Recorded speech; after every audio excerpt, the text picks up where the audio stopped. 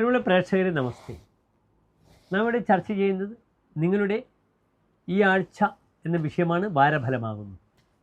ഈ ആഴ്ച വാരഫലത്തിൽ നാം ചർച്ച ചെയ്യുന്നത് മേടം മുതൽ മീനം വരെയുള്ള 12 രാശിക്കാരുടെയും ഒരു വാരക്കാലത്തെ ശുഭാശുഭ ഫലങ്ങളാണ്.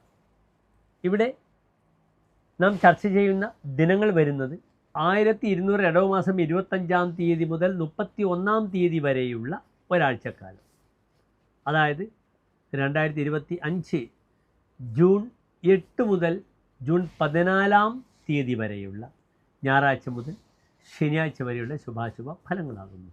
ഇവിടെ ഈ വാരത്തിൽ പ്രധാനമായും ചർച്ച ചെയ്യുമ്പോൾ വളരെ ശുഭകരമായ ചില മാറ്റങ്ങൾ, ഗ്രഹങ്ങളുടെ മാറ്റങ്ങൾ നാം ശ്രദ്ധിക്കണം.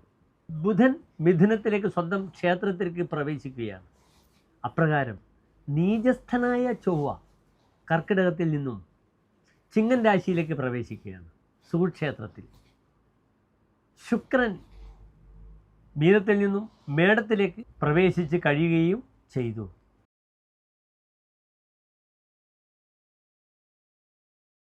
മൂലം, പൂരാടം, ഉത്രാടം നക്ഷത്രത്തിൻ്റെ ആദ്യത്തെ 15 നാഴിക വരുന്ന 2 നക്ഷത്ര സമൂഹം. ഇവിടെ ധനുരാശിക്കാർക്ക് രാശിയിൽ ഗ്രഹങ്ങളില്ല. 3-ാം ഭാവത്തിൽ രാഹു, 4-ാം ഭാവത്തിൽ ശനി, 6-ാം ഭാവത്തിൽ ആദിത്യൻ, 7-ാം ഭാവത്തിൽ ബുധ ഗുരു യോഗം, 9-ാം ഭാവത്തിൽ ചൊവ്വ കേതു, 10-ാം ഭാവത്തിൽ ഗ്രഹങ്ങളില്ല, 11-ൽ ചന്ദ്രൻ.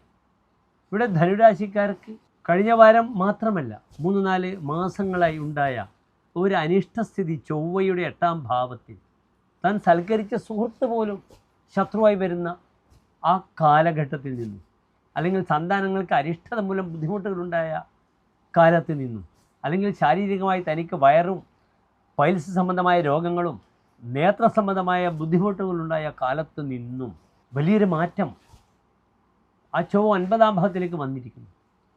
വലിയൊരു മാറ്റമാണ് ധനുരാശിക്കാരെ സംബന്ധിച്ചിടത്തോളം. ഇനി വരുന്ന 51 ദിവസക്കാലം ആ ചൊവ്വയുടെ 9-ാം ഭാവത്തിലേക്കുള്ള വരവ്. ആ ചൊവ്വ എന്തായാലും നീചരാശിയിൽ നിന്ന് വന്ന് സുക്ഷേത്രമായ ആദിത്യ ക്ഷേത്രത്തിൽ വന്നു. അതെന്ത് ചെയ്യുന്നു? നന്മകൾ പ്രദാനം ചെയ്യും, ഒരു സംശയവുമില്ല. പൈതൃകമായ സ്വത്ത് കലഹമില്ലാതെ സഹോദരങ്ങളുടെ സഹായത്തോടുകൂടി, അക്രമമാർഗത്തിലൂടെയല്ല, ക്രോധത്തിലൂടെയല്ല, ക്ഷമയിലൂടെ നേടാൻ ശ്രമിക്കണം. ക്ഷമാ ജയതി ന ക്രോധ. ക്ഷമ മാത്രമേ ജയിക്കുകയുള്ളൂ, ക്രോധം ജയിക്കുകയില്ല എന്ന് ധനുരാശിക്കാർ അറിയേണ്ടുന്ന ദിനങ്ങളാണ് മുന്നിലുള്ളത്. കാരണം ധനുരാശിക്കാർക്കൊരു സ്വഭാവമുണ്ട്. ബന്ധുദ്യുട്ട് ന ബലാൽ സമേതിച്ച വശം സാമയിക സാധ്യ അശ്വജ. സ്നേഹത്തിലൂടെ മാത്രം കീഴ്പ്പെടുത്താൻ പറ്റുന്നവരാണ് ധനുരാശിക്കാർ. ബന്ധുദ്യുട്ടാണ്. തൻ്റെ ബന്ധുക്കളോട് ദ്വേഷിക്കും, ശത്രുത പുലർത്തും ധനുരാശിക്കാർ. അതിനാൽ ഉപായത്തിലൂടെ, സാമോപായത്തിലൂടെ പരിഹാരം കാണാൻ ശ്രമിക്കണം. സ്വതവേ ധനുരാശി വളരെ ശക്തമായ രാശിയാണ്. അവിടെ 9-ൽ ചൊവ്വ വരുമ്പോൾ ആ ശക്തി ഡബിളായിട്ട് വർദ്ധിക്കും. അതാണ് ശ്രദ്ധിക്കേണ്ടത്. പക്ഷെ ഇവിടെ വിവാഹ തീരുമാനങ്ങൾ, കർമ്മമേഖലയിൽ പുത്തൻ സഞ്ചാരം, തനിക്ക് നഷ്ടപ്പെടുന്ന ധനം തിരിച്ചു ലഭിക്കുക, ഇങ്ങനെ ധാരാളം കർത്തവ്യങ്ങൾ 7-ാം ഭാവത്തിൽ നിൽക്കുന്ന വ്യാഴവും അപ്രകാരം തന്നെ ബുധനും കൂടെ ഒരു നല്ല രാജയോഗം ചെയ്ത് നിൽക്കുന്നുണ്ട്.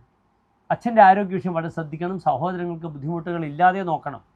കാരണം ഇവിടെ സഹോദരകാരകനായ ചൊവ്വ 3-ാം ഭാവത്തിലേക്കാണ് നോക്കുന്നത്. 3-ാം ഭാവം ആരുടെ ഭാവമാണ്? സഹോദര ഭാവമാണ്. അതേ ചൊവ്വ വൈകല്യവാനായി 9-ാം ഭാവത്തിൽ വരുമ്പോൾ പിതാവിന് ഹൈ BP വരിക, അല്ലെങ്കിൽ പെട്ടെന്ന് സർജറി വരിക, തലയുറ്റി വീഴുക മുതലായ ദോഷങ്ങളൊക്കെ ഉണ്ടാകാം. പിന്നീട് 11-ാം ഭാവത്തിൽ നിൽക്കുന്ന ചന്ദ്രൻ വളരെ നന്മകളെ പ്രദാനം ചെയ്യും. ചന്ദ്രൻ പൗർണമിയിലേക്ക് അടുക്കുകയാണ്.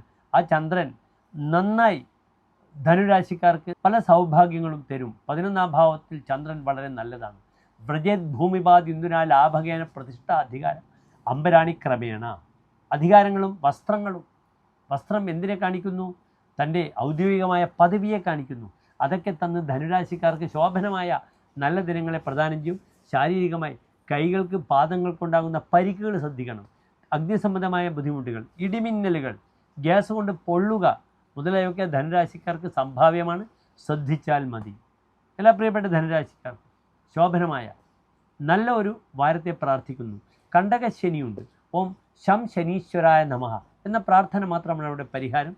ശനിയാഴ്ച നെയ്വിളക്ക് അയ്യപ്പനെ അല്ലെങ്കിൽ ഹനുമാനെ, ശനീശ്വരനെ സമർപ്പിക്കുക. നല്ലൊരു വാരത്തെ പ്രാർത്ഥിക്കുന്നു. നന്ദി, നമസ്കാരം.